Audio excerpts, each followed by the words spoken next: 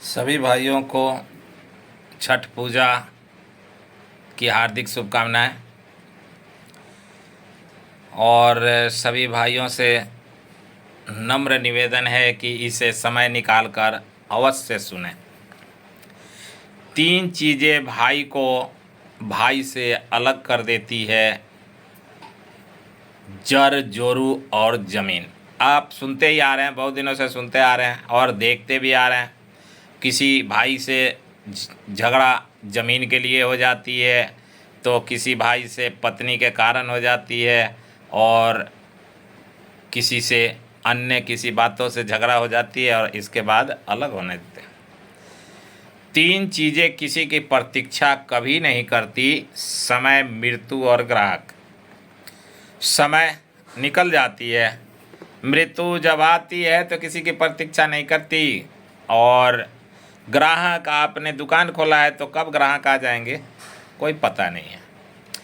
3 चीज़ें जीवन में एक बार मिलती है और सिर्फ एक बार के बाद और कोई नहीं मिल पाता, जैसे माँ, बाप और जवानी। माँ एक ही होती है, उसके बाद नहीं मिलती, उस माँ के जैसा नहीं मिलती, बाकी तो माँ बहुत हैं। बाप भी उस पिता के तरह नहीं होगा। जवान जब हम होते हैं उस समय कि हमारे शरीर की बनावट और रौनक जो होती है उसके बाद कभी नहीं होता। चाहे कितना भी खान पान ठीक रखो, कितना भी जिम ज्वाइन करो, लेकिन जवानी की तरह नहीं होगी। 3 चीज़ें याद रखना चाहिए। 3 चीज़ें याद रखने की बात है कि सच्चाई, कर्तव्य और मौत। सच का सामना करते रहना चाहिए, सच रहना चाहिए, सच्चाई के साथ रहना चाहिए, कर्तव्य करते रहना चाहिए, अच्छा कर्तव्य करना चाहिए, और इस कर्तव्य के कारण हमारा आगे चल कर के स्थिति सुधरती है। और मौत भी याद रखना चाहिए। हर इंसान को एक दिन मरना है, जन्म लिया है तो मरना होगा। 3 चीज़ें कोई दूसरा चुरा नहीं सकता। एक तो शिक्षा, दूसरा चरित्र और तीसरा हुनर। जैसे कि कोई हाथ का काम सीख रखा है, हाथ का काम करता है, जैसे बहुत सारे काम है, जैसे में तो आप भी समझ रहे हैं। तो हमारा शिक्षा जो है वो कोई चुरा नहीं सकता, कभी आग में जल नहीं सकता। जब तक हमारा शरीर नहीं जलेगा वो शिक्षा हमारे पास रहना है।